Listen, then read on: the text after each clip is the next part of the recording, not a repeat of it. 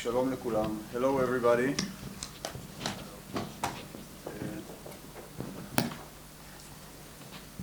So first of all, as Neil was suggesting, please do ask questions and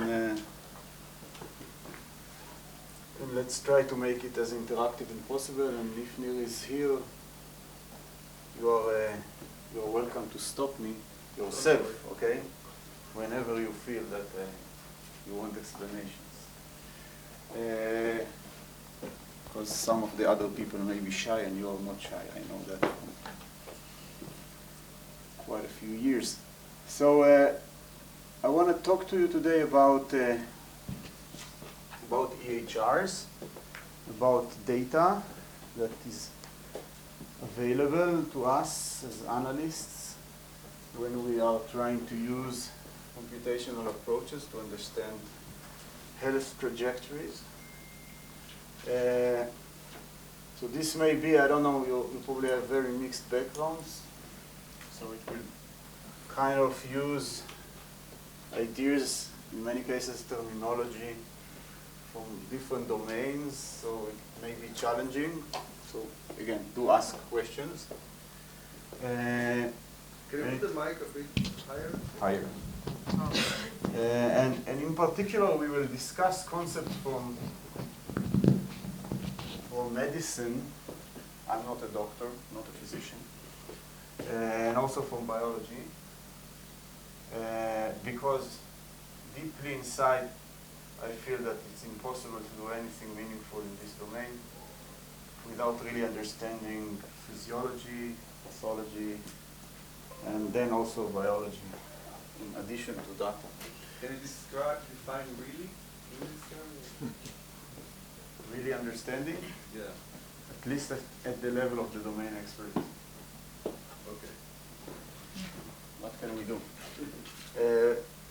I think I was exposed to similar need in interdisciplinary thinking and integration as a biologist, because my day job is still biology, and I deeply feel there is no substitute to understanding the domain. So let's just, because we are going to use some ideas and examples from the blood, I just want to start with biology very, very quickly. So some of you know this, but it's still nice to refresh your memory. Our blood is a very quite amazing entity where several physiological functions are being achieved through continuous productions of cells from the bone marrow. So in the bone marrow there is a reservoir of cells which we call stem cells. They have the capacity to self-renew. It means that throughout our life this population of cells persists and is able to renew itself without a dramatic change in its properties. Even, and we'll discuss a lot of it today, when we age, those stem cells would generally remain stem cells with some strings attached. And those stem cells are continuously differentiating to generate different types of blood cells. The white blood cells, T cells, B cells, natural killer cells, which are our immune or adaptive immune system. They are responsible for identifying and then attacking several types of pathogens. Then there are myeloid cells, which are our innate immune system. Neutrophils, most importantly, here, which are a very big bulk of our blood. And some other types of cells that are responsible to allergic response and other effects. Dendritic cells, which are responsible to the connectivity inside the system. And very importantly, let's skip the other ones, the blood cells, the red blood cells, erythrocytes, and platelets. So erythrocyte will come and go in this talk. They are responsible of carrying oxygen in our blood. They are being produced in massive amounts. And when we try to understand data on patients from electronic health records, a lot of the, let's say, statistics, information we are going to see pertains or relates to these cells. So some very important properties or features that are being sampled when your blood is being monitored by your physician relates to the activity or the distributions of those cells. כבר הלכת? זהו? Yeah. Okay. The first, so this is kind of very natural statistics for us as data scientists. So essentially trying to tell us what is the distribution of red blood cells in our blood. So statistics like what is the volume, the total volume of red blood cells per ml. This is called the hematocrit. The count of how many red blood cells we have per milliliter or less. The mean volume of red blood cells, this is called MCV. And interestingly, the distribution or the normalized standard deviation of the size of our red blood cells, which is called RDW. And then there is also properties related to how effective the red blood cells are in carrying oxygens, namely how red they are. So this is quantifying hemoglobin, which is the protein inside our red blood cells, which inside the erythrocyte that carry the oxygen. And all of these properties together are being monitored very routinely. Like, let's say, in the Clalit system where we're working on, probably there are 20,000 such snapshots every day from the population in Israel. So, massive amount of data. So, the previous slides discussed hematopoiesis, which is this process of generating the red blood cells, or all the cells in our blood. So that's why do you need to generate them all the time? You need to generate them because they have an expiration date. They tend to live about 3 months and age very quickly. Why do they age? Because they are the routine activity is let's say, damaging them. So our body, our bone marrow is continuously producing a lot of red blood cells which are then being degraded through some distributions or process that we do not understand completely. So a lot of the properties of the sizes and how many red blood cells we have, or what is their size distribution, is related to effects to the efficiency of the hematopoietic system. Okay, so this was a very short biological introduction that I'm not going to use immediately, but will become important. And again, I ask you to please ask questions about biological or medical terms or PEC. Sababa. Okay, so now to the problem that we are going to try to tackle today.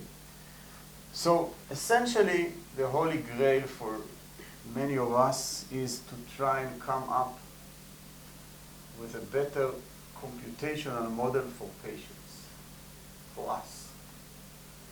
Okay? So essentially, what is being currently used by physicians is a very qualitative mindset in describing the patient they are going to treat or diagnose next. So it means that physicians have in their mind and in the book a large decision tree. Some of the junctions in this decision tree are kind of very well defined, some are not. And they run their decision tree in their mind every time they see a patient to make decisions. How many people in the audience are physicians? לא רוצה להעלים פה. So physicians have converged into this mindset due to necessity, okay? Because, first of all, when let's say, scientific medicine, which you may call still Western medicine, evidence-based and scientific, was developed, there was no alternative to memorizing very large decision trees, okay? And also because we have a very, very hard time providing them or us with an alternative model that will describe patients in a different way. So my holy grail, I suggest to you, it's a very nice holy grail to keep with you for the coming decades, okay? Is to try and think how we can change this in earnest, okay? And when we think about it, and think about current approaches to do, let's say, machine learning, this is AI, if there is something like that. In medicine, it's very much, I think, tunneled toward this endpoint approach, which is actually very much consistent with the mindset of qualitative decision tree-based medicine. It means that people are defining endpoints, a disease, or some condition that is discrete usually and can be defined using some, let's say, characteristics, but is not necessarily fully capturing the variation in the population. They will usually decide they want to work on this endpoint, okay, pancreatic cancer. They will assemble a cohort. They will generate some features for this cohort and do some predictive modeling, risk stratification, you name it. And this will repeat over and over again. There are dozens of thousands of such efforts happening simultaneously in the world. And they are kind of independent from each other, even though the system we are working on, the patients, okay, essentially are never exposed to just one of those endpoints. They are exposed to everything. What we really want to promote is a different approach, or let's say a more holistic approach, where we are going to try to model the entire state space of patients in a more quantitative way, if we can. Like, we can spoiler we cannot, but we want to try, okay? And then do any kind of endpoint analysis based on this global description of how population should look like. So how does this different from just combining all the features you mentioned in those many tasks? The main issue, Neil, okay, if you heard the question, how is this different from just combining the different endpoints? אני מפריע לך שנייה אחת. גל מור פה. לא? אוקיי, יש לנו איזושהי בעיה טכנית עם זה. Okay. So the main difference is in the fact that you are actually not treating those endpoints as separate entities, okay? And you are kind of fusing them into the same single state, okay? Because what you realize, and then this is also going to be a data issue, is that actually there is the important dimension here are the patients, okay? There is a finite number of patients exposed to many different combinations of conditions and processes. And if you are each time collecting a different cohort, ignoring the fact that one patient was in that cohort, also in that cohort, also in that cohort, and what are the types of right controls to match to each of them, you are losing the essence of, in my mind, of the problem. And I guess, in my mind, when you look at the successes or failure of these approaches over the past, let's say 10, 15 years, since data is actually available, you understand that it is not working well, in my humble opinion. Okay, so just saying it's wrong is not enough. We need to try and fix it. So I just want to make sure I understand your point. Is it okay to interrupt? Absolutely. So are you saying that to get the best resolution, rather than having these discrete siloed spaces, everything in some shared post-dimensional state space is going to allow for the most flexibility, whether in categorization, prediction, and so on? Is that the point? That's part of the point, and I'll try to make it more clear because using the actual examples, okay? But it will be a step toward going into the bulk of the population, and I would mention that the majority of which is currently even not diagnosed to have any certain disease, okay? but is still highly variable, okay? And you want to try to capture the variation inside them together with the potential of those individuals to develop or to go into any of those particular endpoints. So let's be a bit specific. And again, I think maybe just to connect it to things we heard the previous days, there were some, I don't remember whether you exactly brought the example of heart attack treatment, that there were studies showing that stents are as good as bypass, which were studies only on people who suffered from only Yes. that heart attack. But once you look at the general population and include the people that have multiple conditions, then the whole statistics was different. I think that's a great example for that's a good example, but it's not enough, okay? Yeah. So criticizing the current approach or the current approaches by just not finding the right control, in my mind, is not enough, okay? That's not the real problem. The real problem is that we are failing in describing the state space. What is the condition of a patient, okay? And a representation based on labels, healthy, or disease X, Y, and Z is not enough, okay? So what we will do now is we are going to use a lot of data coming from the Israeli system, the Clalit system that we are working with for a while, okay? And the most important thing will be just to try and share with you and explain to you. I'm just wondering if we can actually link it to the presentation we had yesterday from Oxford, where they were going over causal inference literature, and they were actually using the example of the Clalit vaccination study that Noah and Noam did, where they basically, everybody was in the study, and you were creating multiple subspaces, each with good matched. Yeah, that's the control problem, okay? That is a control problem. Which I agree is a very important problem, okay? But I wanna try and So, okay, one more question. So in computer science, there's always two groups. There's the lumpers and there's the splitters. And so the question is, I'm trying to understand where you are in this space. So for example, one of my faculty has shown that better than genetics, you can just use these kinds of love letters, to actually distinguish blacks from whites, for example. And so the question is, would you then split these, or would you put them in the same state space?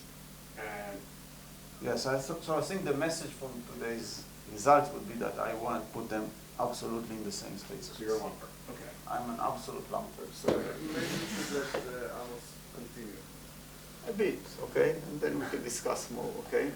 So there are actually two main parts here, and in the later we will go over code. That's what you asked for, so you'll get it. But this will be in the second half, where we are going to review some of the concepts and how we implement them in practice, because there is a lot of software underlying that. So in the first part, we'll discuss labs. In a way, you can treat it as a very technical discussion. This is the most popular, the most common type of data you can look at, okay? And it's very important to, in my mind, to understand it properly and use it in an optimal way, not just naively, okay? And in the second part, we'll go into the deeper problem of trying to understand the state space, okay? In particular, how different diseases are interacting and how they affect, let's say, one phenotype, and we'll take the most populistic possible phenotype, which is longevity, and discuss it a bit, okay? Good, so we are going to start with labs.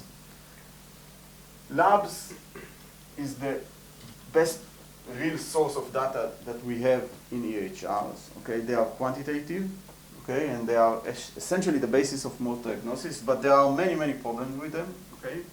They are being collected in an irregular and highly biased fashion, because when you do a lab test, there is usually a reason for that, okay?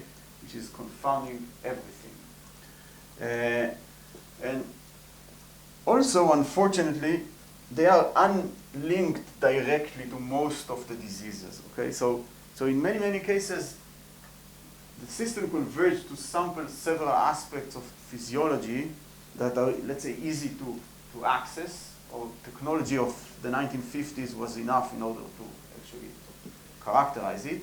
But it's not really telling you about the etiology of the disease you're interested in. It's indirectly correlated to it, and it's enough for doing diagnosis. But it's not necessarily the one you would prefer or the one we should aim at in the coming years. So, which generate a lot of problems. So, we want to treat and use labs in the optimal possible way. This is what I'll show you next is actually published results, Nature Medicine last year. So let's go over some of the concepts that we need to understand in order to use labs optimally. So essentially, as I just wrote in the previous slides, we use labs in order to understand diagnosis or the condition of a patient.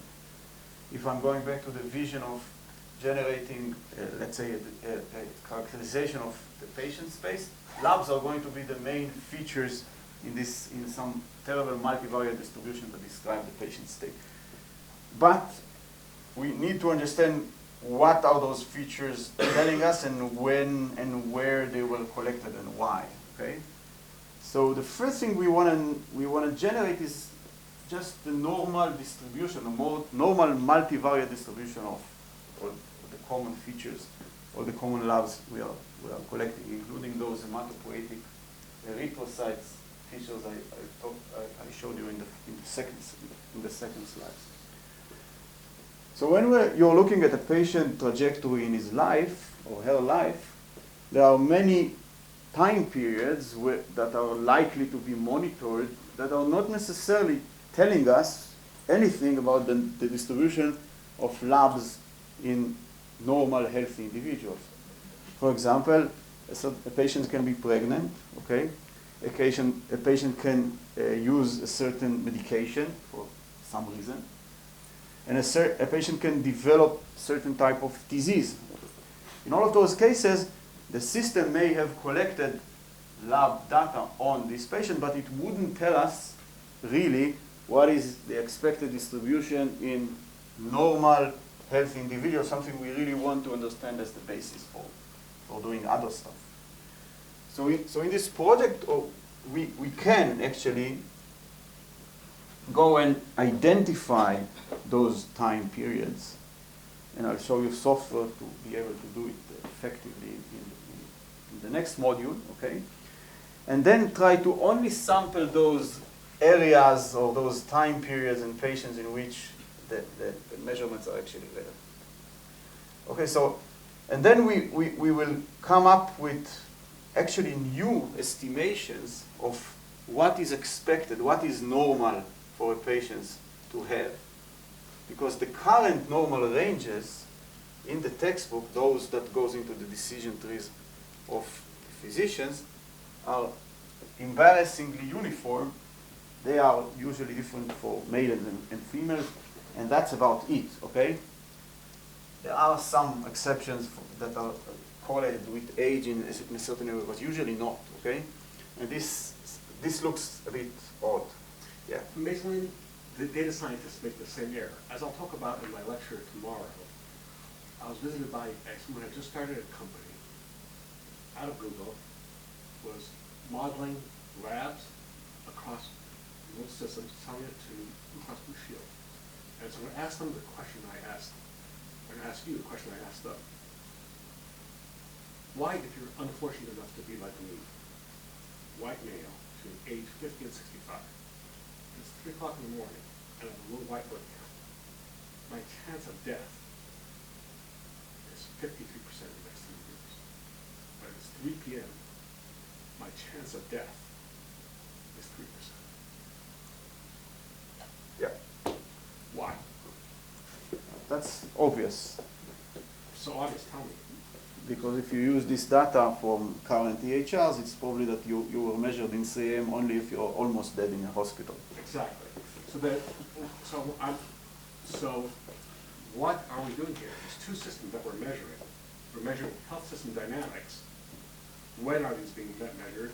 In which situation? Absolutely. And the patient physiology. And so I'm not hearing very much about the health system dynamics. You're acting as if every measure, whether it's an outpatient clinic, ICU, 3 o'clock in the morning, Yeah. Shabbat. So They all have very different meanings. So in our case, that's exactly what we wanted to clean, okay?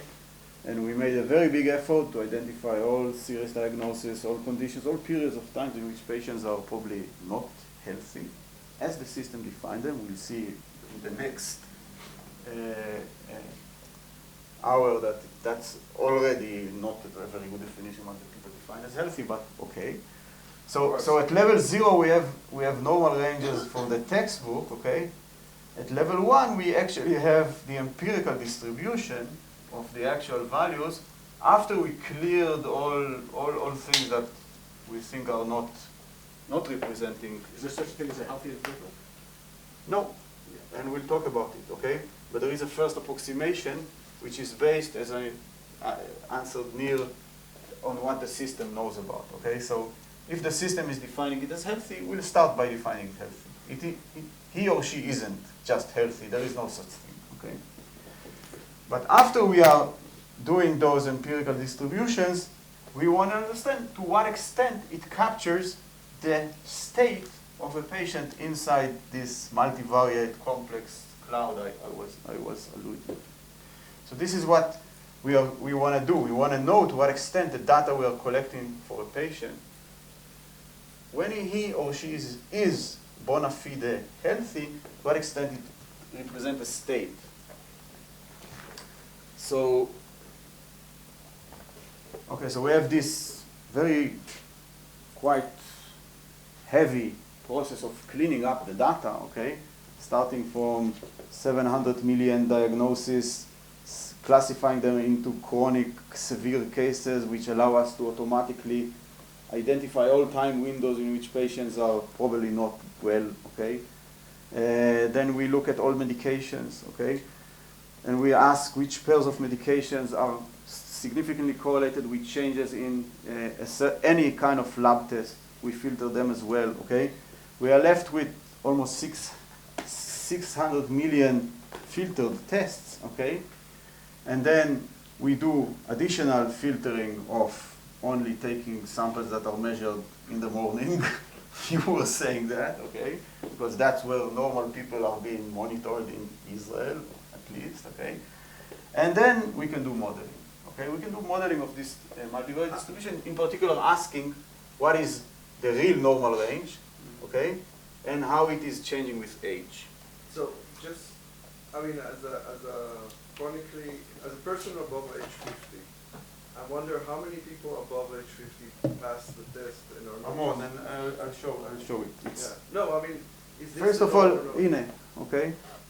What you see here is actually exactly the question. Here, are you saying that there's a correlation between how old you are, how frequently you're going to be measured, and also your comorbidities? No, I'm just saying that we It's not only throughout comorbidities. Yeah. Again, testing itself is an effect. Okay, it's not happening just randomly, like it's not an RCT. Okay, we know that. We need to be aware of that and do the best we can to neutralize as much as we can from that. Okay. For example, we never allow in our inference of the distribution to use more than one sample from one individual in a given period of time, etc., etc. Okay, there are many, many technical, very important details if you love data and you wanna give it respect. Okay, but here is exactly what you were asking about, just the vital statistics of how much data we actually have here. These are millions. I don't know if you see the numbers. 4 millions are at the top usually. Different types of lab measurements. Hemoglobin, RDW, I mentioned in the beginning. Cholesterol, you know what it is. Glucose, ALT is a liver enzyme, and creatinine is important for renal functions. And what you see is a function of age from 20 to 80, how much labs we can actually collect from the system. This is about 20 years of history. And the colors represent the mode of measurement, okay? The mode of measurement is only blue is something we can actually use. These are the filtered guys, okay? The gray guys are under some effect, usually the effect of an active disease, some chronic disease. There is also pregnancy, for females, and medication. The most common example are statins and cholesterol. Amos, is this all community data, or do you have also hospital? In this data, we also have hospital data from the Clalit system. It's not complete coverage for all the hospitalization because some hospitals in Israel are not being controlled by them. In this project, we are not using hospitalization. It's a very interesting question because actually they're drawn from very different distributions. And in fact, for example, another way you can estimate normal ranges is how often, what's the time, the next time the doctor orders the same test on the same patient. And that's a measure of acuity. And that'll be a very different distribution in the hospital than outpatient. Yes, absolutely. There are also, I will not talk about it, but there are also a lot of technical issues, okay? Instrument effects and facility effects, all of those you need to consider. We are considering them. But let's go into the more physiological or medical meaning of what you can get from this data. So after you clean it all up, here are the distributions, the quantiles in colors and the median in black as a function of age for those different labs in males and females, females left, males right, okay? And you see these dramatic changes in the empirical distribution of people that are bona fide healthy and where we have taken maximum effort to clean it up from problems, okay? And you see something that is, in most cases, very well known, that age, even if you are considered healthy, is linked with major changes in the empirical distribution.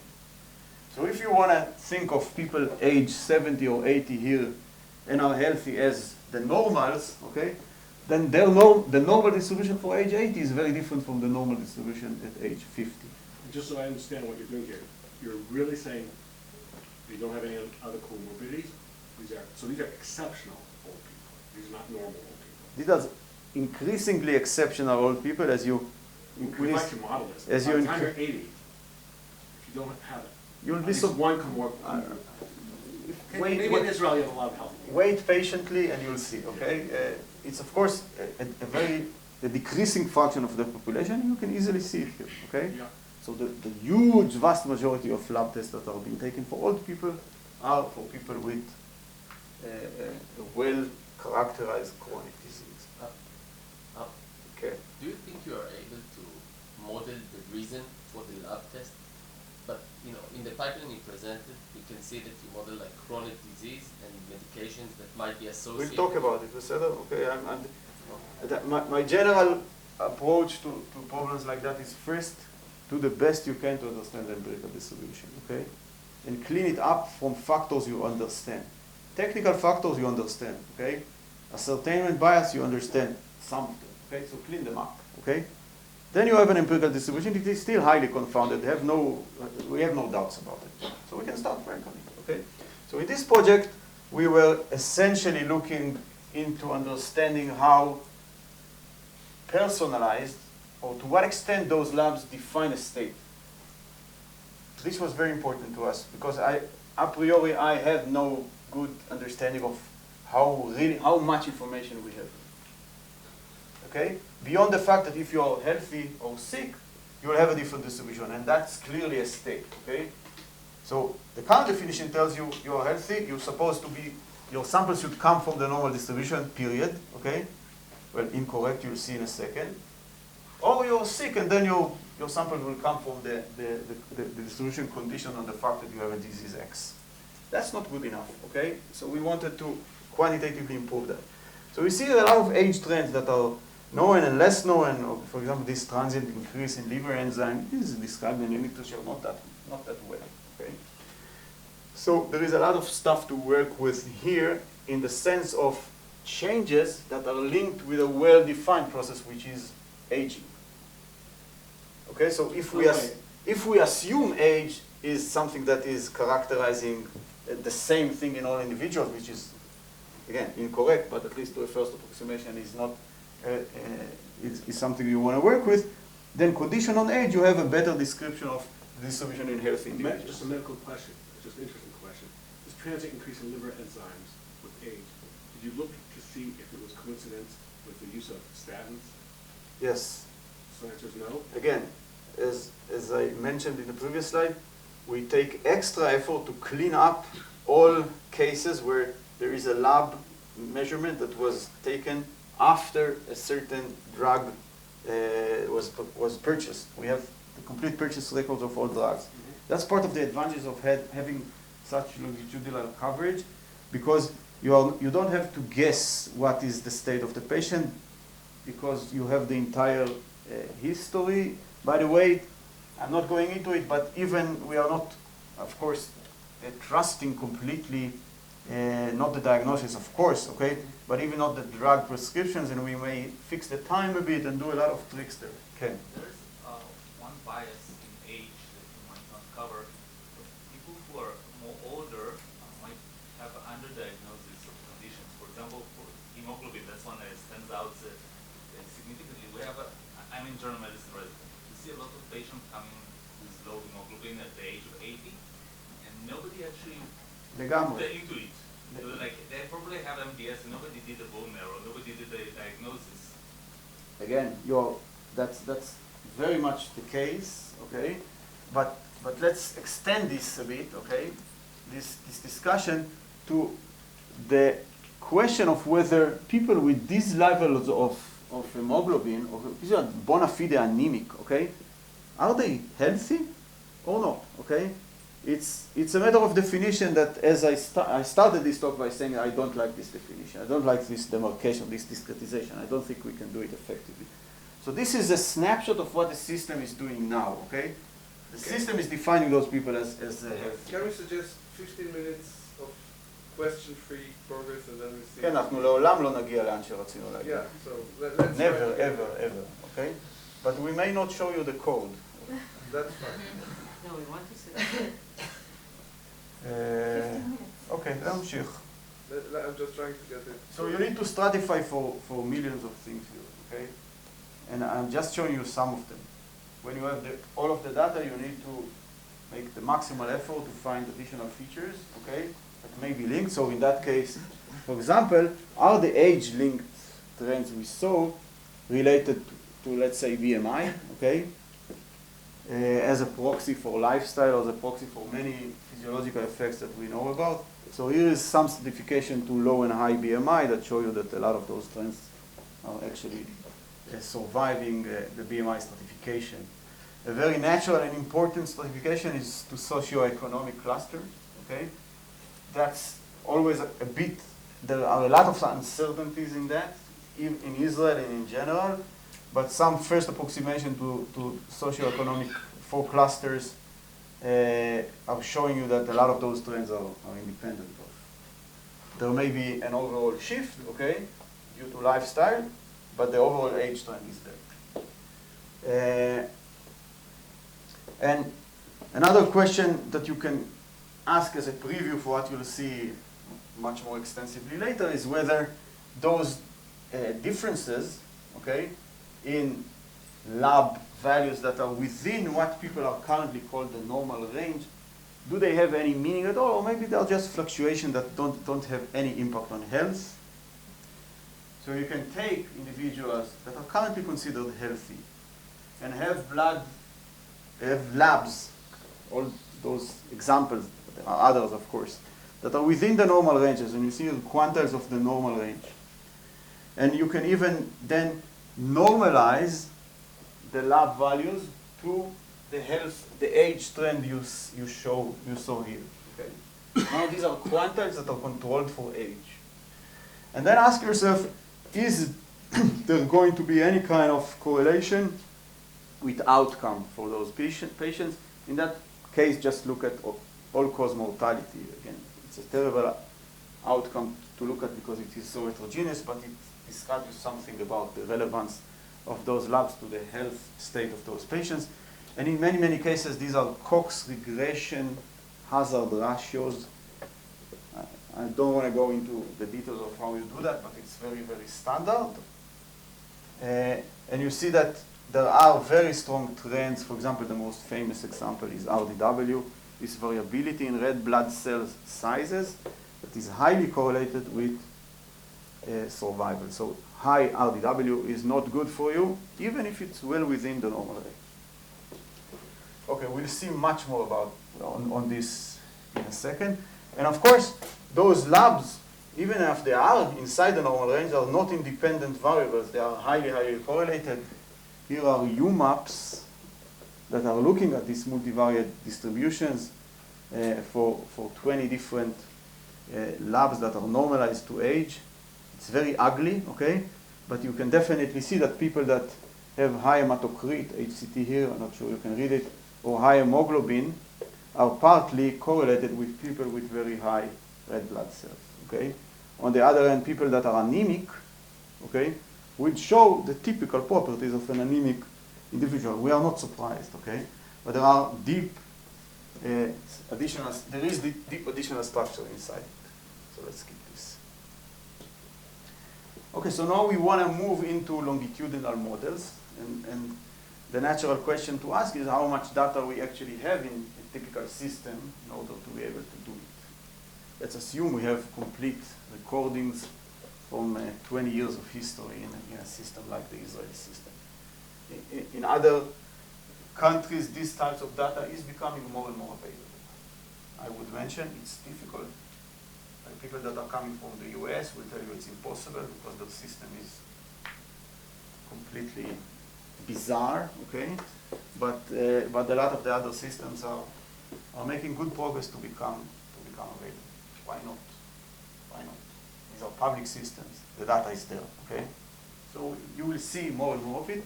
And even a small Chinese city that decided to start recording its EHR 5 or 6 or 7 years ago with a mere 20 or 30 million people is having now very nice longitudinal data that will become available.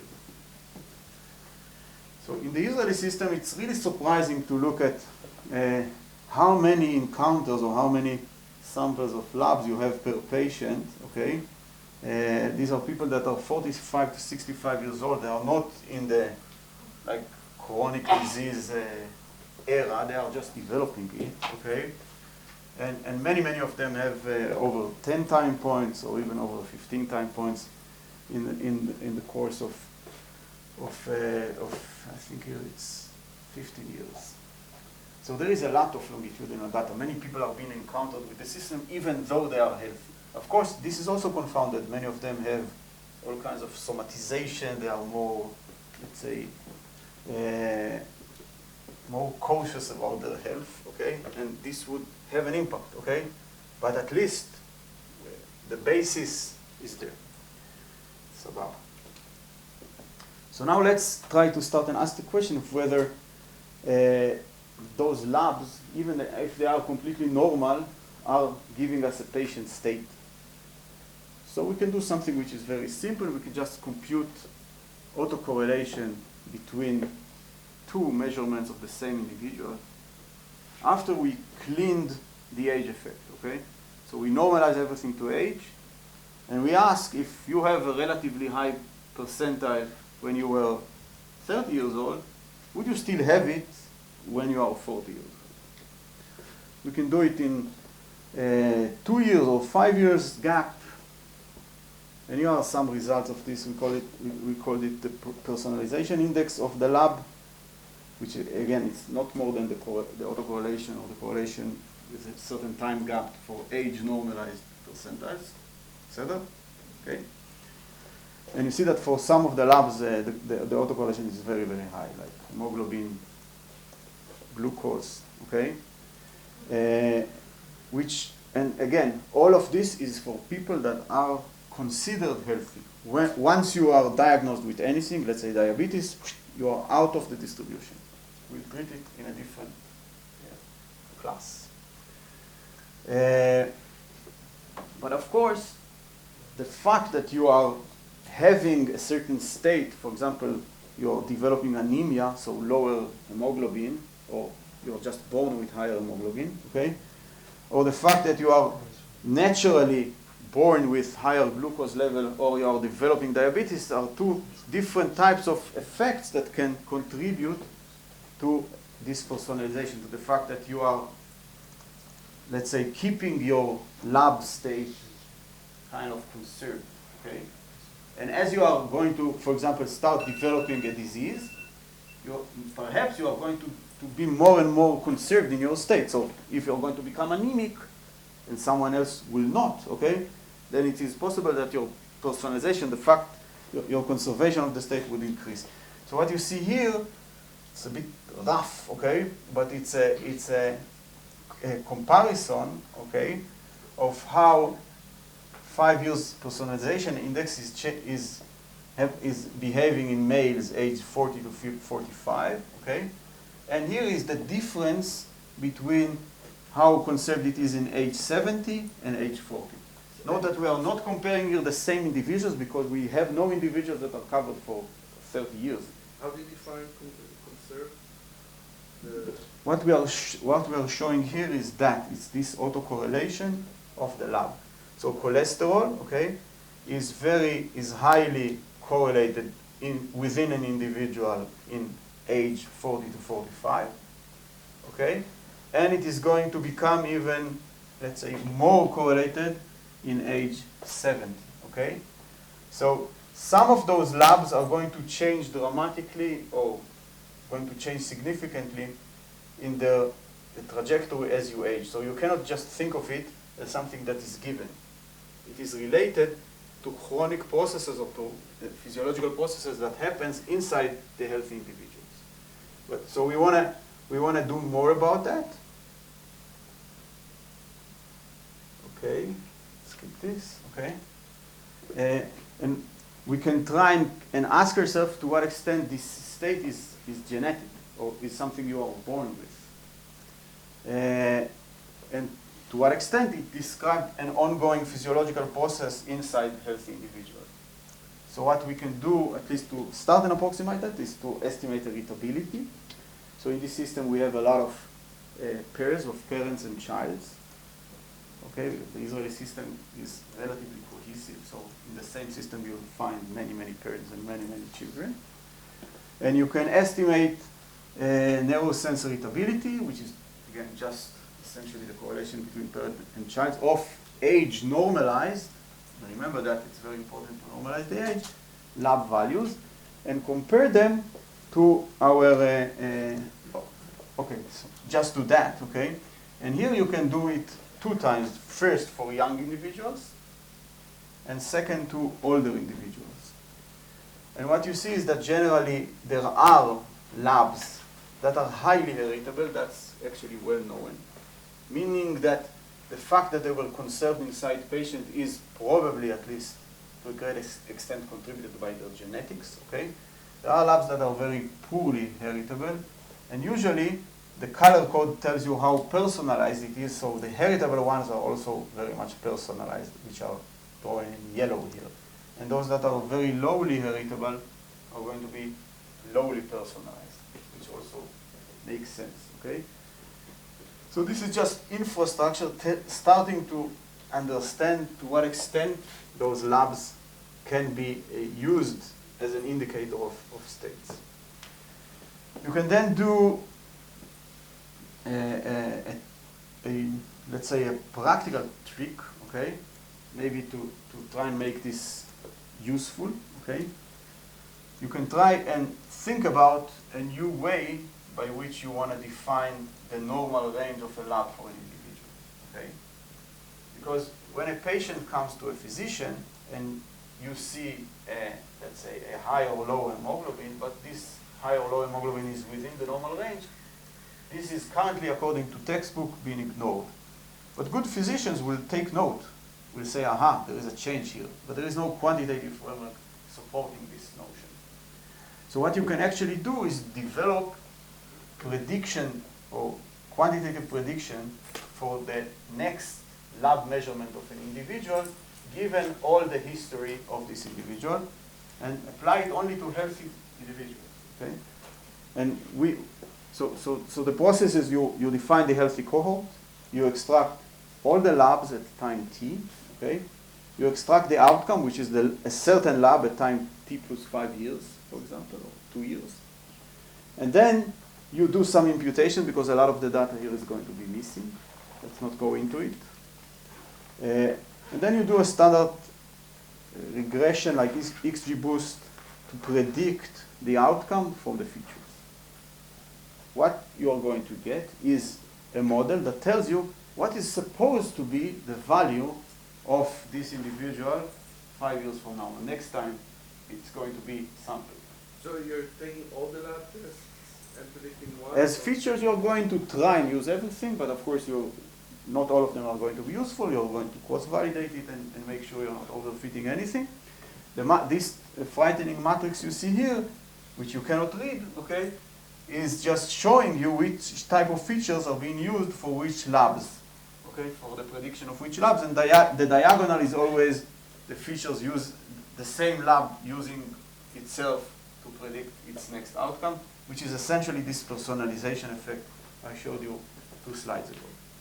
So in addition to the let's say hemoglobin level you had now, okay, which is highly predictive for the hemoglobin level you will have in 2 or 5 years from now, you can use other types of lab that would improve this prediction. Here are some examples of the features that are being used in order to predict hemoglobin, RDW, cholesterol, glucose, liver enzyme, creatinine. In all cases, you always want to use the same feature, like cholesterol is the best feature for cholesterol. But there are also others. Okay. It's all the test labs until time t or at time t? Okay, so there are several flavors, okay? In general, you are going to use short-term history, let's say a window of 1 or 3 years, okay? Statistics. And you can play a bit with it.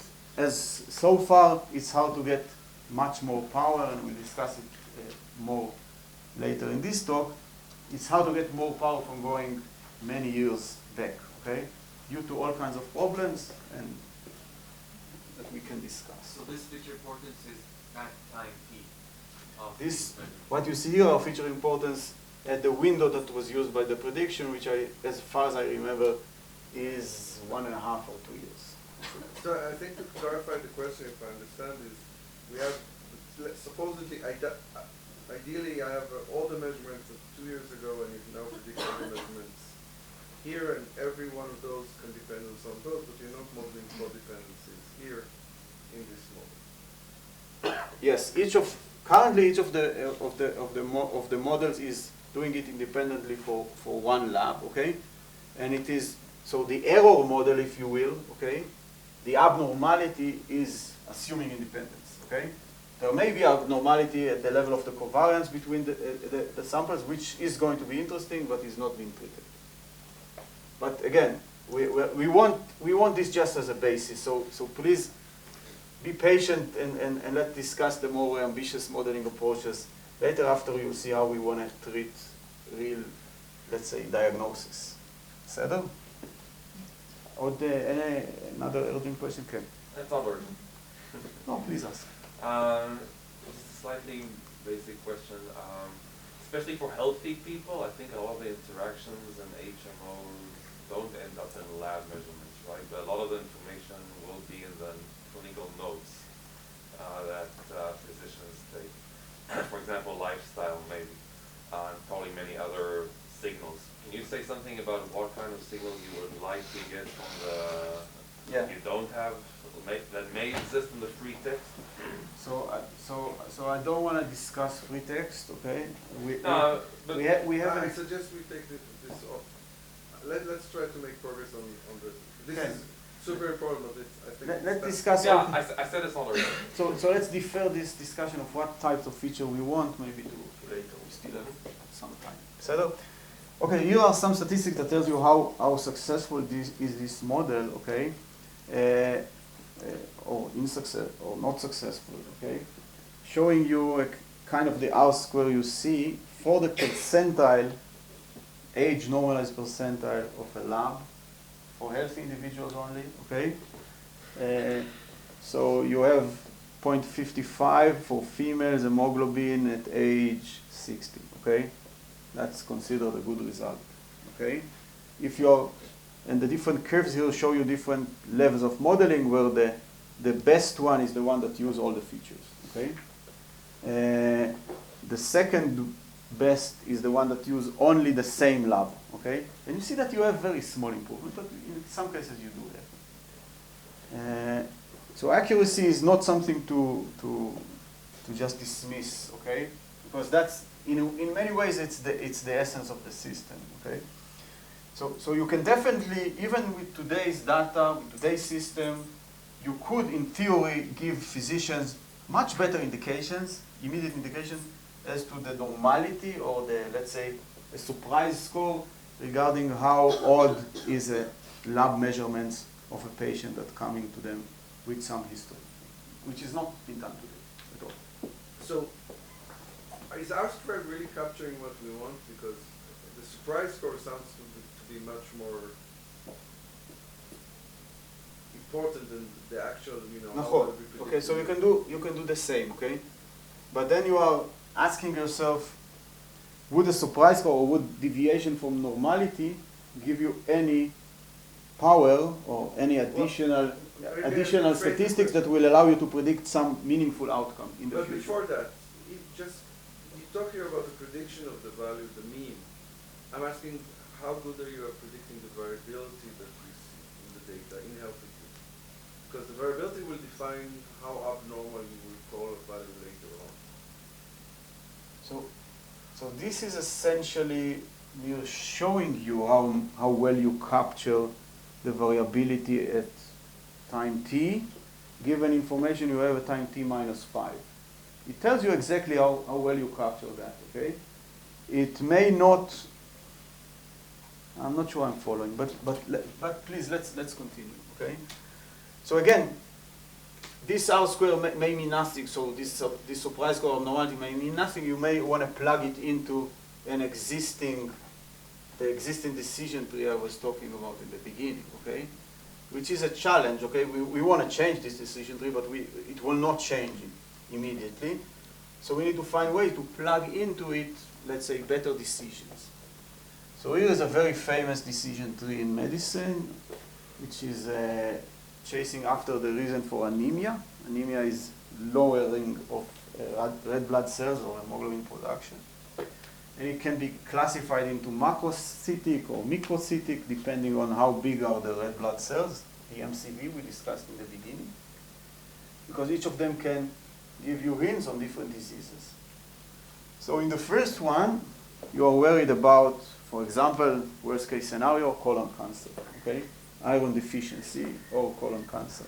And people are eventually going to try and follow it up, if all else fail, with colonoscopy and testing if there is actual colon cancer. But you can try to use the features I told you about to develop a prediction for colon cancer. I'm not sure it's a very useful thing, but you can at least try to prove that your features are useful doing that. And here are some cumulative event plots for colon cancer given high score based on the values you showed before. On the other branch of this decision tree, you have diagnosis of MDS. It was mentioned here before, which is one possible etiology to anemia. So you can also use the normalized labs we discussed to plug them into a predictor for anemia. And high score patients are indeed much more likely to develop later MDS, and they may be good candidates for the bone marrow biopsy that is being used in order to diagnose MDS. Amos, a small comment about colon cancer. So the other HMO-like organization, Maccabi, as you know, implemented a score on the blood test for an alert on colon cancer, right? Yes, I must say all of those scores, they are not that amazingly useful, okay? So iron deficiency for itself is let's say, doing almost all of the job, including in the Maccabi results, okay? And also in DIT1, I think there is a slight improvement for taking into account all the considerations we talked about, okay? But it's not major and it will not solve the problem. Colonoscopy is a very effective screen, okay?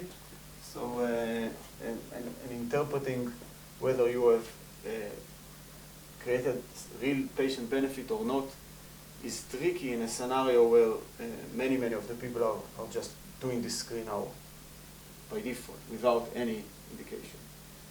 So doing it at younger ages and stuff like that, let's maybe not go into it. And it's not really the purpose. Just telling you that a lab value is not normal or is normal is not going to be enough. Okay, we need to do something. We need to plug it into the decision trees. I think in the interest of time, I'll skip those additional examples, which again, at a certain level are not real news. So you can plug it into the diabetes prediction problem. You can plug it into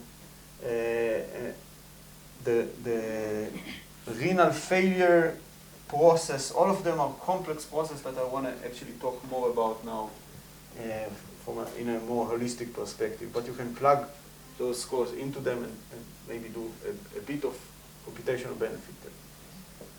Okay, so that's about labs. And again, they are the most useful features we have. And I think that by working on it for a while and doing what I presented to you and more, we understand reasonably well what should be done or how this data should be treated in order to maximize its benefit. But that's, of course, not telling us how it will instruct us toward the dynamics in patient health and disease. And for that we need some diagnosis, some classification of the state of patients, which again is currently given to us in systems, in modern healthcare systems, just as codes. So you probably heard or know about all kinds of nomenclatures or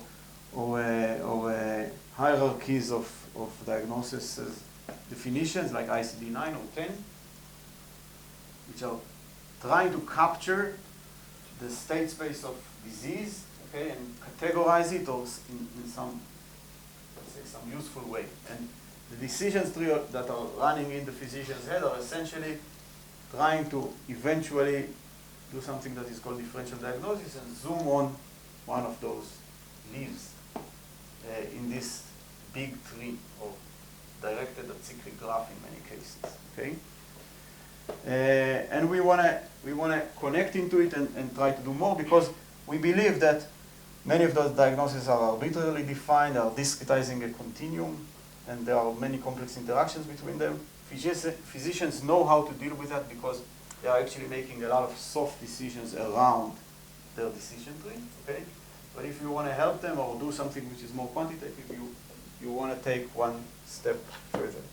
So in the Clalit system, or in this data where we have coverage for all the diagnosis codes and the labs and the medications, you can just try to, first of all, realize what type of actual diseases are present in the data. Okay, because if you want to try and do something quantitative or serious on a disease that is present in 5 people annually in Israel, you wouldn't be able to do any serious modeling with that. Okay, so this is just a snapshot of the types of the composition of actual diagnoses that are, or categories of diagnoses that are actually present in the system, where we are only showing here codes that are linked with survival decrease of more than 5%, I think, in 5 years. Okay, so our system allows us to screen for all the thousands of ICD-9 or ICD-10 codes, okay, and make this test for all of them, and then we collect them together. So these are the diseases you know about, like diabetes, renal failures, problems with circulatory system, cancer here, Alzheimer, and lung problems. So, but the problem is that you cannot really treat each of those boxes separately. They are all living together. And if you want to do the naive crusade of trying to develop from data predictive models for, let's say, any or all of those diagnoses, you left up you are left with something which is very, in a way, disappointing. Okay, many people are doing it, and again, have done it over the past 10 to 15 years. And as you see, none of it is being implemented in a clinic. It is simply not working very well. So we have all that. So we did it really systematically. Like we ran a process that identified automatically all disease codes that are linked with survival decrease. For each of them, we extracted a cohort. We cleaned it up using a lot of different ways. Okay, to try to make sure that the cohort is real. Okay, each dot here is a cohort. And then we train the predictive model using all the features that is in the system to try and generate a relative risk score for patients that are likely to get this disease and are currently healthy. Okay, and the relative risks you see here are on the x-axis, the abundance or the number of events we actually have are in the y-axis. And by and large, I think the red points are cancers, different types of cancers. There are some cases where the relative risk is amazing. Okay. Like you really have a score that, but in all of those cases, this is not a real surprise. Okay, like you predict liver cancer for people with liver cirrhosis. Okay, that's well known. It's not surprising. All the physicians knows about it. It's just fake. Okay, you want to do more. Is that bad, good or bad? Because I think it's bad. It is telling you. Okay, that the data that the system is currently collecting, and I think it actually makes a lot of sense, is serving diagnosis that people can actually do, like differential diagnosis that is written in the book. By and large, other types of data is not being collected because nobody knows what to do with it, so you don't collect it, okay? Which means that you are in a kind of in a deadlock in terms of trying to predict really surprising or new out of the blue scenarios. But the book is also biased to the most strongest phenomena in some sense. The book is biased to what kills people. Okay, so and we wanna understand it better. Again, there are a lot of optimism in going forward. I'll try to get to it. Okay, but first let's try to take one step back maybe.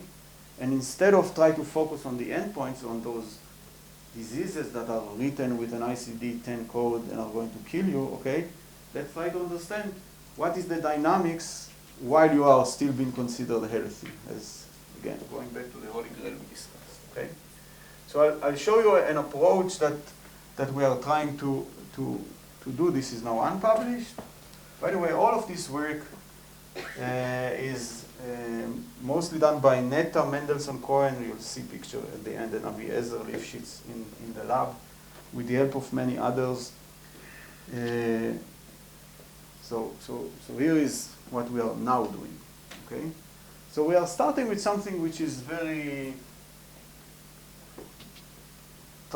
something that is at least trying to establish a very sound starting point. Okay.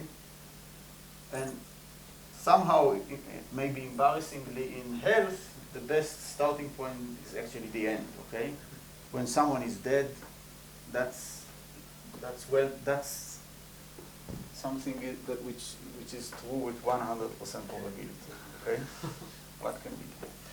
So we can go back and initiate our attempt to understand the health space actually from the end. Okay? So we are going to repeat something that many people were doing over the past few years, which is just predicting mortality. In that case, it's going to be for 80 years old individuals, and we are going to use all the features that we have in the system. A lot of the labs we were mentioning. It's not because we want to predict mortality, honestly. This was something I was never excited by. But it serves a different purpose. So here is what we are doing. We are computing a score that tries to predict for 80 years old individuals if they will survive to age 85. And we get stratification of individuals by this risk. And here comes the nice part, okay? So instead of just predicting who is high risk versus low risk, we have a very, very strong spectrum of scores from 0 to 1, okay? And separation of risk is somehow going all the way until the end. This is even more extreme if you just take data of 10 years survival using the same 5 years score. So you see that people that are at the top 5 percentile of the score are going to do better, or predicted to do better than the people that are at the second best 5%. Of course, people here are really sick, okay? And again, there is no surprise in the fact that they have very high chance of not surviving to 85. But the very strong separation here is something that is encouraging, because it is telling us that perhaps we now have a quantitative indicator to how healthy an individual is going to be. Okay? Again, this indicator is going to be a heterogeneous mixture of many, many effects, and we don't like that, and we are going to separate it next. So bear with me with that, okay? But we want to use it now in order to understand how this potential of getting to this stage at age 18 is developing at younger ages. Just a point of clarity. So you don't have people aged 80 on their 80th birthday are not given lab tests. So how do you? Okay, so all of the data analysis we are doing is based on a very strong system for doing temporal queries that I will describe in the next module. In that case, we are using history of a window of 3 years from your 80 years old birthday, okay? This is where we are going to collect the lab features, okay? So from 77 to 80, we are going to predict what happened to you from 80 to 85. Okay, so here comes the trick, okay? That's the healthy normal individuals in the cohort, or that's the whole population? In that case, it's going to still be the whole population. Okay. So again, we are not trying to just predict mortality, okay? So here's the nice trick, okay? We actually would like to have complete history of people from their birth or maybe adolescence, okay, until they are 80 or 90 or 100 years old, and follow the whole thing. But we haven't got it. Even in the best longitudinal data set we currently have, we have 20 years. That's all, okay? And in many other systems, those small Chinese cities, maybe we have 7 years, okay, or 10. But that's not that bad, okay?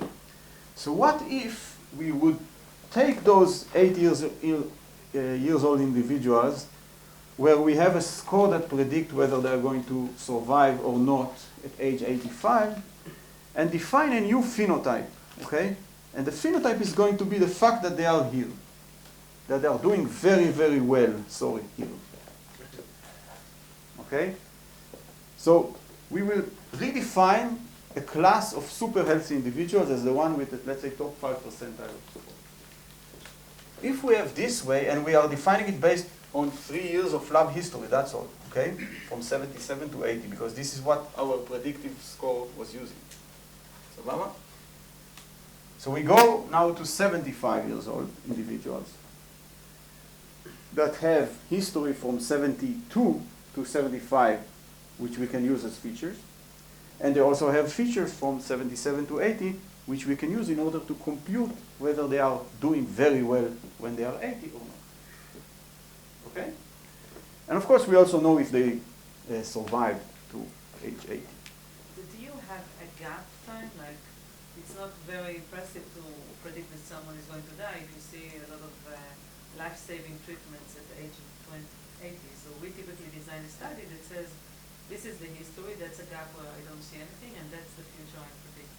Do you have that? We always have a gap in that case because we are going to predict what happens in the course of 5 years. We are also not going to use the 6 months as next to the, but that's not let's not discuss, but it's, in that case, in that exercise, it's not really an issue. Remember that we are not trying to predict this end, we are trying to understand this one.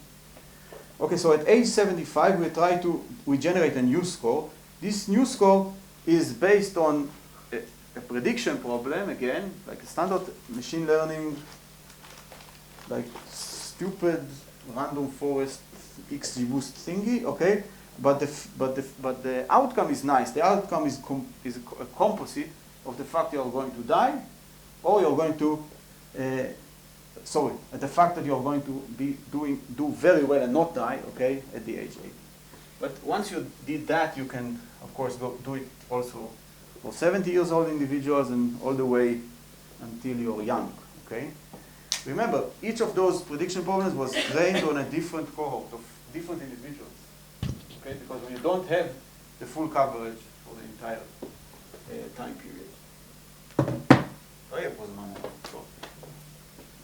We may continue a bit. Officially, we are supposed to have a break at 10:30. Said. Decide whether that makes sense. We have an exercise, so we may steal a couple minutes from that. Okay, so this is just a sequence of predictive models. Each of them is using short-term history, only 3 years, okay? And it's trying to predict how well you're going to do 5 years from now. And it's not necessarily if you're going to survive or not, because by the age of, let's say, 30, chances of survival are super high, okay? So you can actually see it here. This is the 5-year survival, okay?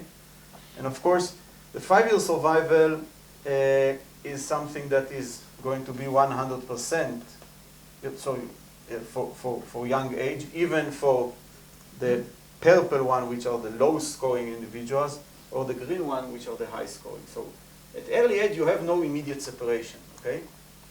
At later age, you have it. But the nice thing is that now you can try and build this into a Markov forward model, okay? The Markov forward model would take young individuals, classify them into bins according to their scores, and estimate the transition probability to go to age 35 when they are doing excellent, not so excellent, terrible, or dying, okay? So we're going to estimate rates of transitions in 5 years time bins. You can do it, of course, in different time bins. The estimation itself is not completely trivial because you have a problem that is known as competing risk, but that's possible to do. There is also this question of calibrating the bins here that I'm not going into, but it is an issue, okay? But let's assume you made it, okay? This includes only healthy people, or we're by now taking into account all others? No, in this model you are still looking at everybody, okay? And now, if you have this Markov model, you can take any individual at any age and estimate its lifelong probability of getting here, okay, or not dying before age 85. So that's a lifelong predictive model, and you see the performance of this model for people that are doing excellent and people that are not doing excellent. Well, there is a nice separation even at young ages. Even at age 40, where almost everybody is healthy, okay, you have a significant separation. Yes?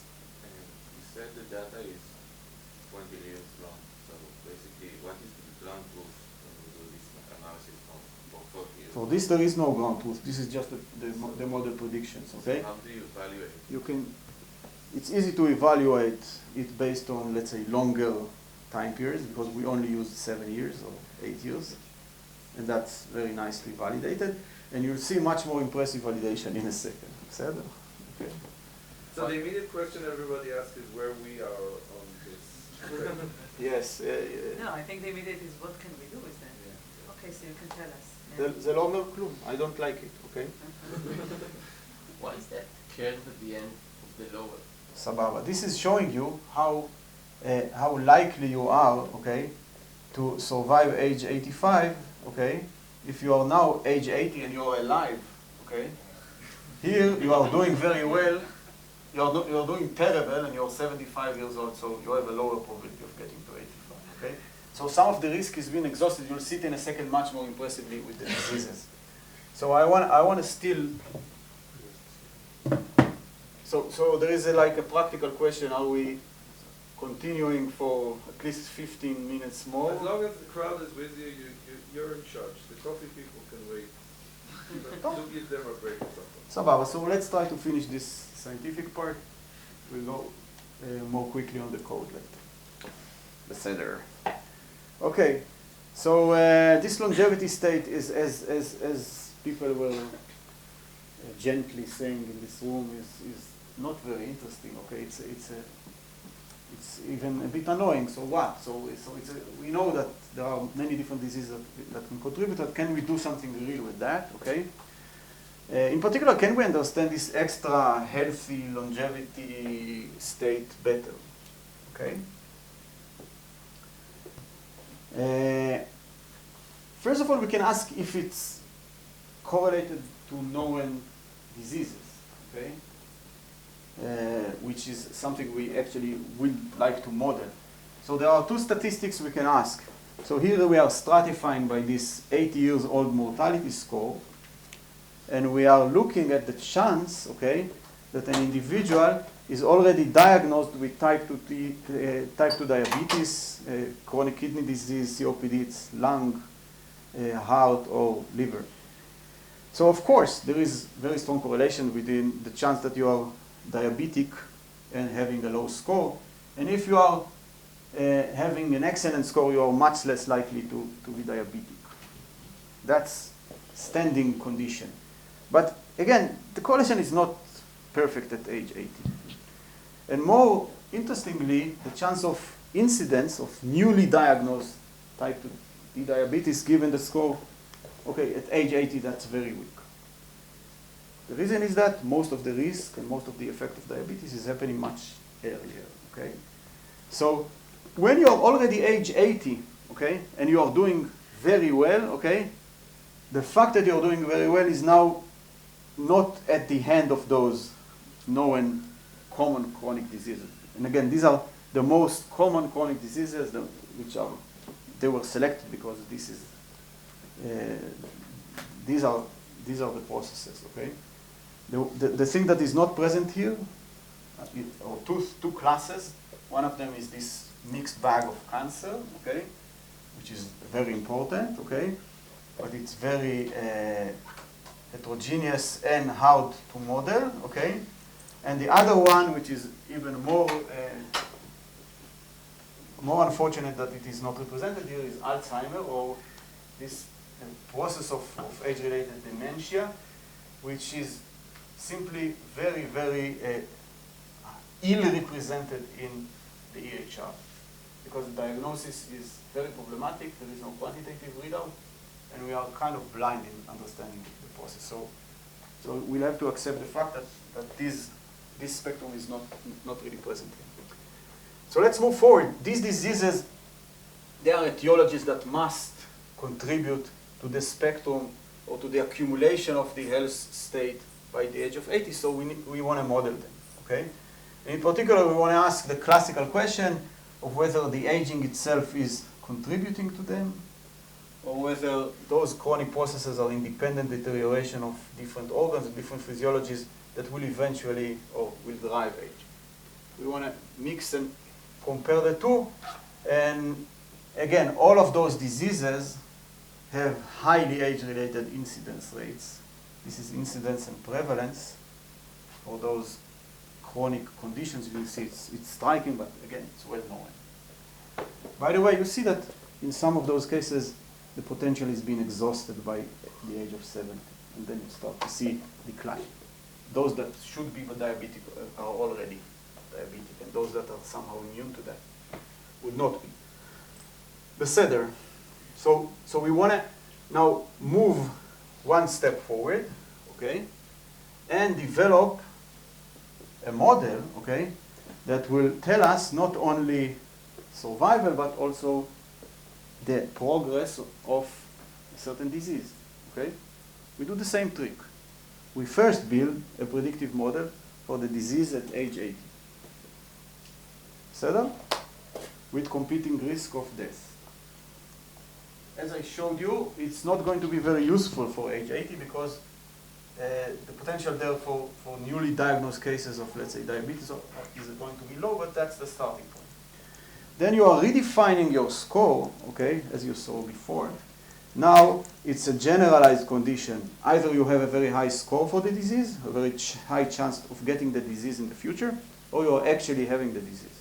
That's the outcome you're going to try to predict when you start to do the reverse, okay? For 75 years old individuals, you are trying to predict whether you are going to get the disease in the next 5 years or going to get into a very high risk state in the coming 5 years, or with a competing risk of death. And you do this reverse until very young individuals. And you So can from your perspective, anybody who got the disease is out of the game? yes, those Same death and disease are absorbing states, and you lose them, okay? The gamma. And again, so that's the reverse part. So you have a sequence of predictive models for each age using only 3 years of history that tells you what is the immediate risk of getting to the disease or getting to a high risk state. But more than that, you can now re-estimate a new Markov model, okay, for this particular disease that looks at the generalized state of risk for the disease itself, and death. You estimate all the parameters and you go forward, okay? And from that you can get something which I think is really very important, and we haven't got it so far, which is an estimation of the lifelong risk of getting a disease. From data that is only a patchwork of longitudinal history. So essentially you can even do it with 5 years histories. Here we are doing it essentially with 8 years histories. Here you see some data that show you the lifelong estimation for high and low risk patients for diabetes, CKD, COPD, CVD, and liver disease. And you see the trends even in young age in some of the diseases. Diabetes is relatively easy. Even age 30, you already have a separation, okay? Separation is improving in middle adulthood and as aging progresses. But in some cases, the high-risk patients are going to decrease in their lifelong risk because, again, a lot of the potential for risk is being exhausted. Okay. That's nice for us because now we have for each patient at each time point scores or expressions that tells us what is the lifelong risk of these patients to go into one of the chronic disease trajectories, as well as the chance of surviving to the age of 85.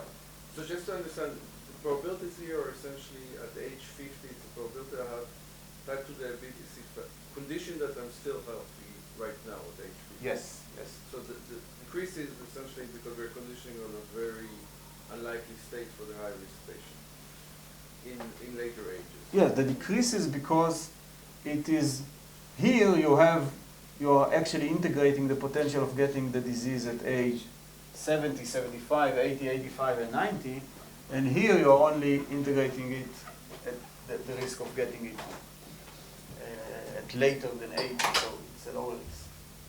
Empirically, that's what happens with diabetes. Yes. Of course, the separation here is, in some cases, and we talked about it in the beginning, is not huge, okay? But that's what the EHR, that's what the system is currently monitoring. With better features, we may be able to separate better. Question there? Yeah, something that, not troubling me, but just niggling is of course, death is an absorbing state. Yeah, so you never escape from that. But condition on not dying, you never see an individual, if I've understood it, because your electronic health records are patched. And do we have to worry about immortal time bias, which means that those people that are running from 70 to 80 are by definition different because they have to have survived? So the information they are absolutely different. I think that's absolutely fine, because what you estimate for the younger individual is, you do the Markov integration, so you're summing up all the trajectories. Yeah. In many of those trajectories, you get to an absorbing state, and you're considering that. So maybe Chris, question can be posed as how much the Markov assumption is. It's not, no. No, that's a different question altogether. It's a question of immortal time bias in epidemiological studies, where to enter the study means that you have to... No, I'm with you 100%, okay? What we are doing here is, if you are now 40 years old, okay, we're going to integrate over, conditioned on the fact that you are now survived and you are age 40, we can give you like the conditional probability of getting the disease, okay? If you are 70 years old and healthy, okay, you get a conditional probability of getting the disease, okay? So it's not telling us what was your conditional risk when you were 40. We are not trying to estimate that, okay? Yeah, but sorry, just to be... Susan. But I suggest we'll take a few additional steps and then we can discuss more. But Okay? they're a great population to study, to actually understand why they're there. I'm sorry? They are a great population to study, to Yeah. understand why they are in that situation. Okay, so now we want to do the real thing, okay, which is looking at individuals in a multivariate state, okay, and focusing on the healthy individuals and try to parameterize them by their lifelong risk to develop different chronic diseases, understand the covariance there, okay, and of course contrast it with the longevity score we were computing, which is supposed to be an integration of all of those effects and maybe others. But that's now easy to do, okay? Because for each individual at any age we have those indicators. And here is a U-map that shows you that somehow depicts this multivariate space. It's not such a complicated one at the moment, okay? And we are color coding here. We can color code longevity here. So here are people that are really doing very well. Here are people that are not doing very well, but there is a lot of additional variance here. And here are color codings of the disease potentials. So you see that generally in this space, which is now looking at 50 years old individuals, there is a lower lobe of people that are exposed to the classical chronic diseases. That's not a surprise.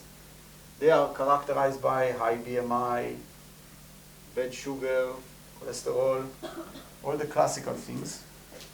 There is an additional structure inside it, of course.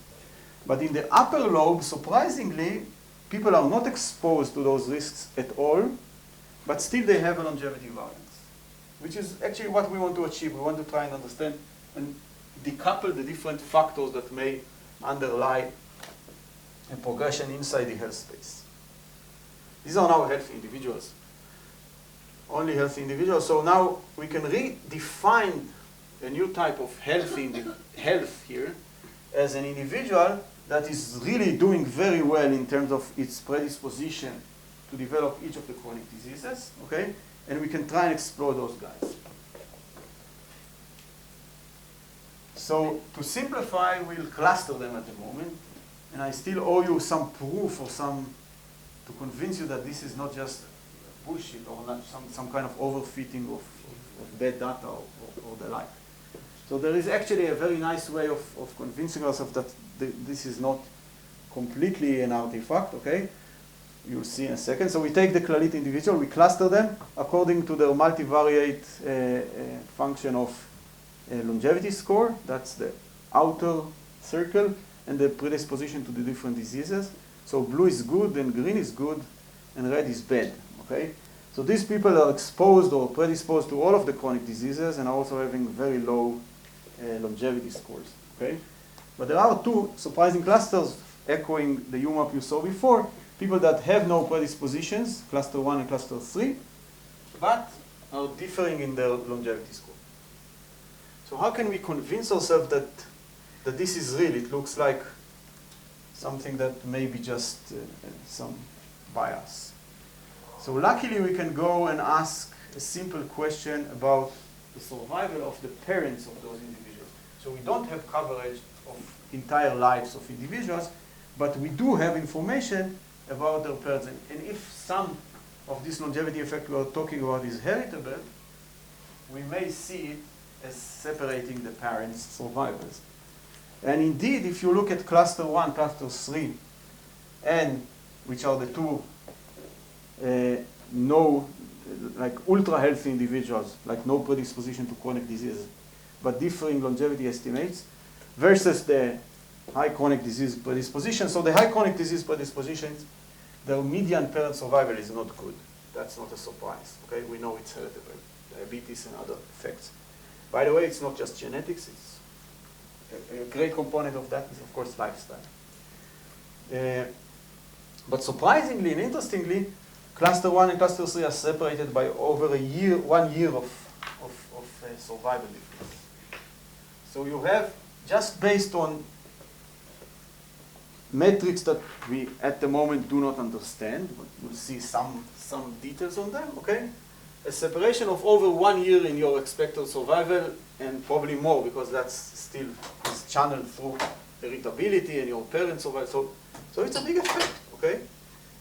And that's exactly what we wanted to achieve, to decompose the healthy population, try to capture those well-described phenomena or physiologies or deteriorations inside it, which are those chronic diseases, and understand what else, what type of other covariation you see there, and to what extent it is linked with interesting outcomes. So here we have like a potentially nice example to explore. Because we take perfectly healthy individuals with no recognized risk factors, they are not predisposed to any of the chronic diseases, we stratify their longevity potential, and you'll see some clinical factors that are correlated with that, and we see this big change in survival. So you can even be more encouraged when you try to go beyond the Israeli system. So the Israeli system is, you hear it from reviewers occasionally or from people in various audiences telling you, okay, this can be done in Israel because it's a good data environment, but it cannot be done in other places. And it's incorrect, okay? All the other data sets we looked at behaved almost exactly the same as the Israeli one. The only difference is that we have more longitudinal coverage in Israel. So here is the clustering of the Clalit system. We can take the same risks scores. So these are simple functions of labs, essentially, not much more than that. We can just correct a bit the distributions of some labs that are measured in a different units or different instruments, and just take it as is to the UK Biobank data environment. And in the UK Biobank data environment, we find exactly the same clusters, okay? Compositions is a bit different because UKBB is not surveying the British population in an unbiased way, but we don't care. We do see cluster 1 and cluster 3, and nicely enough, UKBB also have parent survival data, and we get the same effect for British parents. So this is convincing us that it's not just an artifact, okay? You cannot build such a model on the UK Biobank. We haven't built the model on, okay? We just transferred it, okay? Because in the UK Biobank you have, I don't know, at most 2 measurements per individual. Yeah, by the way, 2 measurements per individual, if there were enough of them, is enough for this model, if they are separated by, let's say, 3 or 5 years. But unfortunately, I think there are only 20 or 30,000 paired measurements there. And that's not enough, okay? But this can change. But you don't need it. You just take this. I think that's the nice part. You take the scores as is, same parameters. And they are working, just like that, because people are the same everywhere. These are diseases that are affecting everybody in the same way. What can we do, okay? Good. So to summarize this up, and I'll give you just a few, and then we'll go to drink coffee, okay? We have this surprising variation in longevity. Some of it is well understood. That's this part of chronic diseases, okay? And some of it is not very well understood. But maybe more important than that, we have the beginning of computational tools that can take normal individuals, healthy or not healthy, okay, and score them or give them points in a relevant space that's well coordinated with medical definitions of physiology and deterioration process, which I think is the important part, because those risk or lifelong risk scores can be used for stratifying essentially almost anything you're doing in the EHR, and should be used for almost anything you're doing in the EHR. And they are not difficult to compute, and also not, like, you're not paying too much bits or multiple testing in order to do it if you are bringing those scores from elsewhere, which you can. So you can, of course, use it in the context of GWASs. Maybe that's too much. I won't describe it now. And you want to go beyond just predicting or understanding that there are indicators that are telling you something about the potential health state of an individual, but you don't understand it. You want to go beyond that, which is most of what my lab is usually doing, trying to understand mechanisms of biological regulation, including in this system. But even the model itself, and this is why I still show you this, is telling you something or giving you hints about what may drive those uncharacterized effects, okay? So for example, you can take people that are ultra healthy, so no predisposition to any chronic diseases, separate them by their longevity score, low, mid, and high, so blue are good, and look per age at the empirical distribution of various labs, okay, in those different categories. So first of all, as a control, you see that glucose is not separating those populations, okay? Because we already took care of glucose. These are the predispositions to the chronic diseases. And those people are not predisposed, so their glucose levels are good. But there are other indicators that are, some of them very surprising, some of them are not that surprising. Let's say neutrophils. It's good to have low neutrophils. Go and test your labs records in Maccabi or Clalit, okay? But that's kind of well known. It's easy to start and wave your hands and speculate about inflammaging and stuff like that. And it's actually a very interesting follow-up. So sampling now individuals that are ultra healthy, looking at their blood, looking at their stem cells in their blood, and characterizing whether their neutrophil production is skewed or biased, that's something we are actually starting to do, okay? But there are other indicators here that are even more surprising, like alkaline phosphatase here. You see those huge differences, super linked with this longevity potential, okay? We did a lot of tests trying to understand it is highly linked with some genetic variation that is very common, and we don't understand it at all, okay? Not us and not all the physicians we asked so far, okay? How would you interpret the difference in BMI between male and female? Wait, What? what was the question? BMI. BMI, there is much difference between male and female. BMI is generally controlled by the predispositions, okay? What you see here is a different effect, actually one of the most interesting effects in this course, which means that having very low BMI, okay, or in some cases having low, for example, low liver enzymes, okay, or low renal, is actually not good, okay? Although at one end of the distribution it is linked with classical chronic diseases, okay, which makes sense, like diabetes, renal failure, and all that.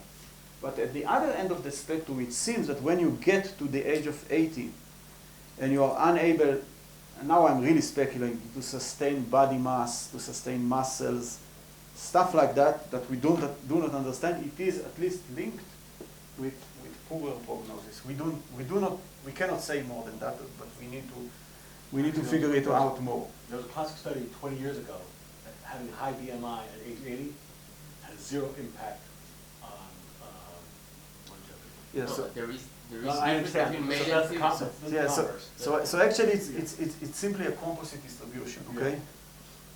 So those people that are predisposed to those cloud of chronic diseases, BMI is not good. It's a very strong effect. It's a much stronger effect than this, okay? Just be Have no doubts about it. So The difference is in the distribution of the BMI itself. But be clear, this is predictive, it's not causal. That's right. it's predictive, it's not causal, exactly. Some of the effects here, the enzyme or the regulation of those enzymes, which may, at least partly it is genetic, okay, may be linked with the physiology that is essential in order to sustain excellent health at aging individuals. But again, this is waving our hands, okay? So, חברים, I think we have to finish here. There are some stuff I wouldn't be able to show you, but just maybe to summarize where we are, okay? So we can get some characterization of the state of an individual even when he or she is considered healthy, okay? And of course, including also the diagnosis if they are present. And I think we can do something which at least form a basis for moving forward. For example, when you design a new study, that will collect more information on those individuals, more molecular information, for example. The way forward, as far as we see it, as I see it, is to use this as really as the basis. Because once you understand that there are like black holes here or dark matter that you don't understand, you can today design experiments, okay? Or design surveys that will collect much more information on those individuals. Because everything you saw today is only based on what was collected for completely different reasons by the medical system to guide a well-defined, well-structured differential diagnosis process on mental decisions trees running in physicians' heads. And in order to move forward or break some of the deadlocks in this domain, we will just have to invent new ways to monitor the patients, use technology that is mostly biological technology that unfortunately I don't have time to describe to you today, that would change it, okay?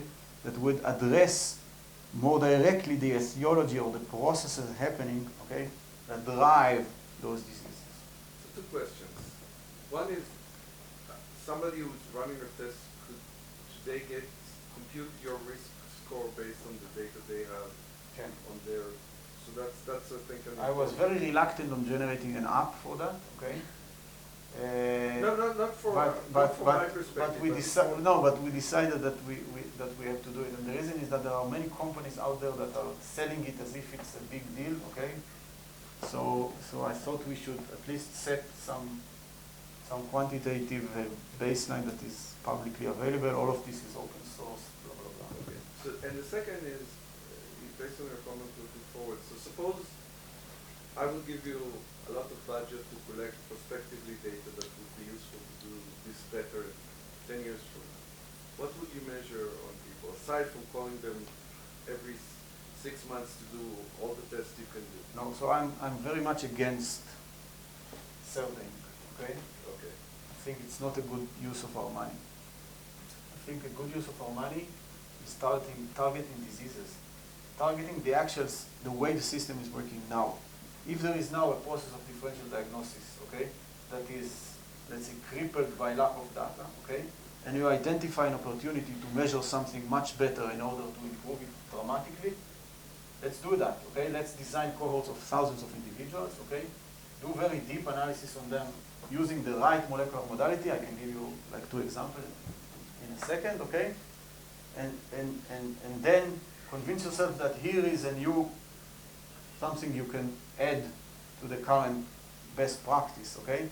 Just starting to collect, okay, without any good realization as to what it's going to be used for, is actually, it's going to be very, very, very problematic. And the reason is that you're going to collect a very large number of features, okay? So resemble all of us GWAS, okay? A lot of noise, okay? A lot of covariation, a lot of very poorly described mechanisms, okay?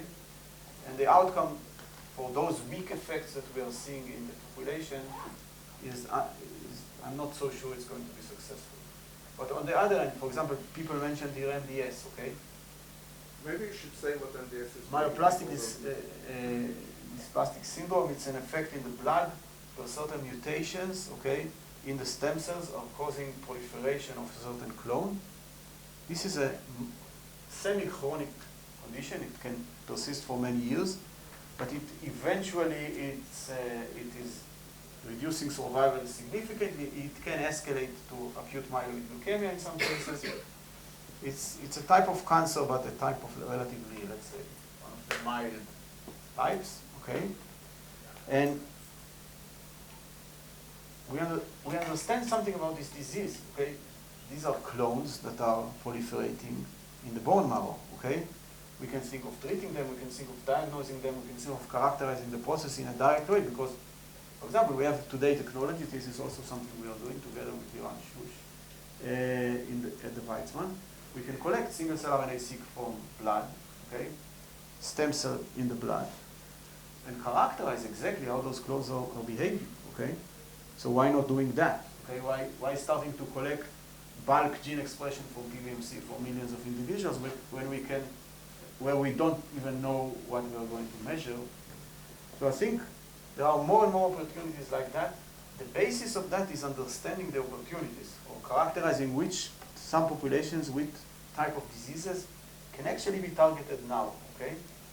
And I encourage all of us to think creatively about such examples, okay?